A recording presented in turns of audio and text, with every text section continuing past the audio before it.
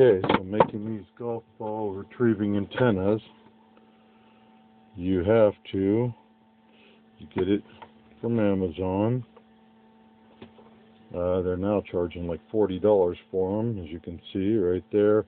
They have a little sleeve on it. You have to peel the sleeve back, put a screwdriver in between it, slide it down the edge, and pop it up, and it has this tape stuff in there to hold it for stickiness for whatever reason, but you get the stuff off, clean that off, and then this piece has to come out. This little aluminum piece has to be popped out of there. You just stick a screwdriver in there and pop it up out.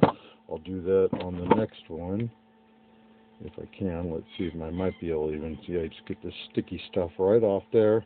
I might even be able to pop it right now with this. Just pull this back a little bit to get it. Okay, so you got to pull this back just a tiny bit to get it away from the end in there. Pull the thing, extend it out a little bit, and you just put this thing right in there. You should be able to pop this piece right up. Takes a little bit of working, but don't get discouraged with it. It does come out of there. Just work your way around slowly so you don't destroy the piece, and it will pop up out of there. Just keep working until it pops right out. There is the beginning for the makings of the antenna. A little ring you get with the thing. This, you get some washers that fit the exact size of this. You need a 3/8 by 24 bolt, and you slide it up in there. You just wrench it down tight, and we'll do that next. Then you drill in your holes to get it squared up, but make sure to have those ribs pulled back so you don't get anything in the way of those, and it's easy enough to do. Okay, so went to the hardware store and got a stack of washers, a 3/8 by 24 bolt. Already got the nut and stuff here. I have to put these on a grinder and grind them down to where they fit in there just perfectly, like this fits in there. Basically, this is a cap off of a U-bolt. Fits in there just perfectly. So I have to grind them down to that size, but I'm also going to have to wind. Let's see if I got enough time to do it real quick. I'll spin this off. I'm going to have to wind some copper tape around this to take up that gap so they don't move around. They need to be nice and centered when I run this on the drill and grind it. I'm going to hook a drill this, put it on the grinder, and grind it down as it's spinning and get it to the exact size. If you're wondering what I use to take up that gap around the bolt where that fits, it is this copper tape. And just wrap it around the bolt till it's the right size. Try not to waste a bunch. It sticks to it real well. And then the washer fits perfectly on it, no gap on it. Once you take up that gap, then you can put it on the, if you had a lathe, then you could do it with a lathe, like a metal lathe, would shave them down. But I don't have it, so I just use a drill, hook to this end, and spin it up with the drill. And as it's spinning at full speed, I put the 4-inch grinder along the side and just start shaving it off and sliding it in there till it's the exact size.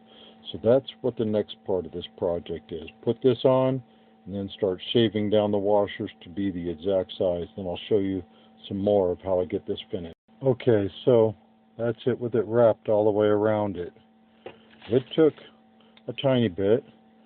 Took a little bit of length to wrap it around enough to make certain that these fit on the exact way that I want them to fit on there.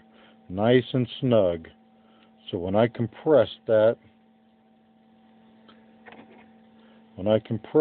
thing down, it should fill that gap and have it completely centered all the way on here, like so with all of them. Up to here. Looks like I might need to add a tiny bit more there, but I think I can get it compressed right there, like that. I am going to add a tiny bit more down this thread, just so I take up the gap on those. Okay, there it is, all the way to the end. Nice and snug. so that it fits all the way. Slide the washer on. We're going to compress this down with this, like so. And then I'm going to wrench this down real tight in the vise, get it as snug as it can be, and then I'm going to take it out and start grinding it and measuring it for this and this until it fits right in there perfectly. And it isn't very much. You can see it's so close to fitting in there, but you need that room in there because otherwise the wind blows this thing over and that thin little metal will just fold right over. So you need a little bit of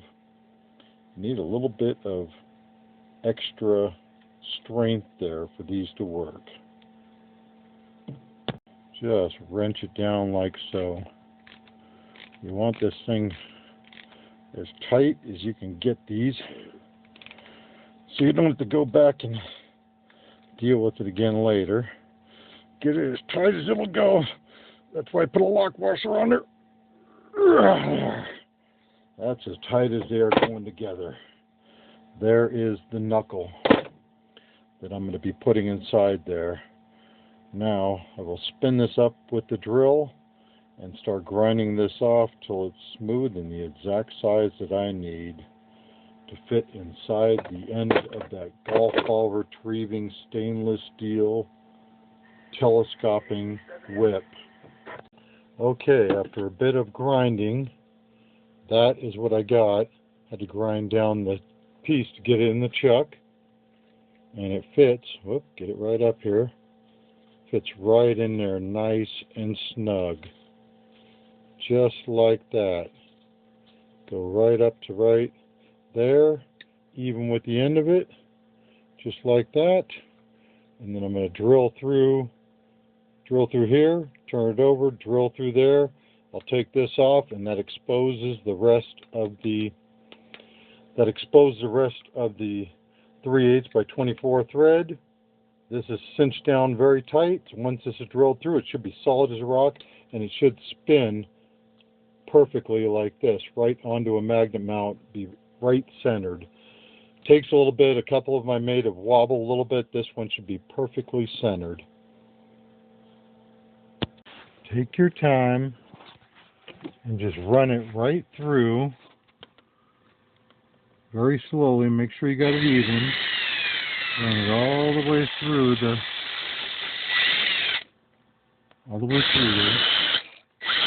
Like that. And that's the second time I've gone through it, but make sure you run it all the way through, and then go with the size nut you're going to put in. I think I'm going to do this size, but first I'm going to see if I have any of that size that'll fit through there, because it doesn't need, all it needs to do is hold it in place and keep from turning. And I drilled all the way through all the washers and right through the nut and out the other side. And I usually do it 2 times. I do it that way, and I turn it, I do it this way, just to make sure it stays nice and even and square. Okay, I ended up switching up the nut size. I've got these brass nuts here, washers and brass washers that are going to screw right into it. I already screwed that one in as a test lead to make certain they're a little less of drilling and they'll hold real nice.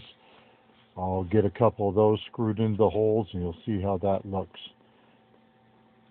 Okay, ran it right through there. A couple of brass washers on there, cinched down tight. I'll grind that little end off right there, just to close to the end, and then I'll put it on the vise and hit it with a hammer so it doesn't thread back off there. I do like to drill 2 holes, so I will punch another hole in here. That way it holds it from tipping in either direction depending on which way the wind is blowing. I'm going to drill another hole in it, get the other bolt in there, get the other screws and pieces right in there, and get it finished. Next video it should be ready to test out. Whoops, let it focus in a little bit. You can see I've got those pieces off. There's the 3/8 by 24 thread on the end, and I take a little hammer and I tap that right over so it folds right to it. Here goes. Okay, there are my two ends screwed in tight. I'm going to go grind those off, hit them with the hammer on the vise, and smooth it out, and tap those ends. Next video will show the completed unit. Okay, let's see if I can get this in the right light and show these. Tapped them right over. Got that done. That's how I grind that, stick it in that to grind it in the vise. Get it ground up to the length. That is the 20-foot telescoping whip, ready to screw onto any mount. That's how simple it can be. Just like that. I'll even leave that top on, but I am going to drill that out and put a heavier duty nut through there real quick, because I like to use this to tie up. If I'm close to a tree, I can put a little string up this and hold it up so the wind doesn't blow it. Or I can use that for my ground strings. My strings, not ground strings, but my strings for guidelines in case the wind blows. And that is a completed unit. Okay, I said that last one was a finished product, but I figured I'd show this in this light here. This one is the actual finished product. And I take, like I said before, I take that little rivet out of the top, and I put a tiny little nut with washers on it, tighten it down, then I take it out to the anvil, and I tap the end to fold it over so it doesn't unthread. Same thing I did with these. I take them out there and I tap the ends of them. Let's see if I get it to focus. Tap the ends of them so they don't unthread ever.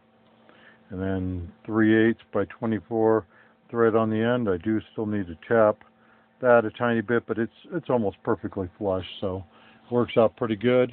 And that is a 20-foot telescoping whip. And unlike so many of them, this one, no matter what length you extend it up to, it does not sag down. No matter how strong the wind goes, these do not sag down. I've never had any problems with them out in the field, ever once. Match stays perfectly right where you set it at with the antenna analyzer.